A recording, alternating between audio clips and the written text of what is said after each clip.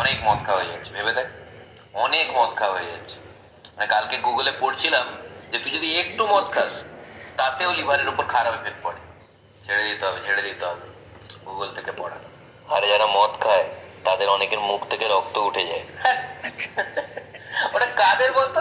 যারা ডেলি খায়, প্রত্যেক দিন খাচ্ছে। আরে আমাদের কি, আমাদের মাসে 1-2 দিন বাদ দিয়ে প্রত্যেক দিন খাচ্ছে, এতে আর কি হবে?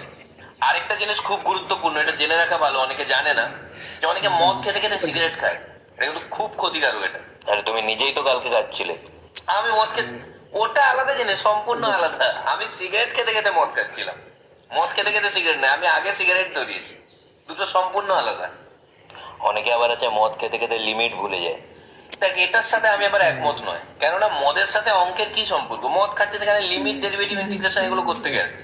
আরেকটা জিনিস দেখবি, সবাই শো অফ করে মদ খাওয়ার পরে, যে কাল দুজন মিলে 750 খেয়ে নিলাম। চলো, কি একটা ধীরে সুস্থে খাওয়া, তো লোককে বলার কি? হ্যাঁ, আরামসে খাও। আরামসে একদম। যেমন কালকে আমরা 3জন মিলে 1 বোতল শেষ করলাম। 3জন মিলে আমি 1 কাপ পুরোটা টানলাম। আচ্ছা ভাই, লাস্ট 1 সপ্তাহে আমরা কতদিন খেলাম বলতো? লাস্ট 1 সপ্তাহে ওই জাস্ট 7 দিন মতো। না ভাই, আর খাওয়া যাবে না, বেশি হয়ে যাচ্ছে। বেশি হয়ে গেলে কোনো প্রবলেম নেই, পরের দিন খাবো। না রে,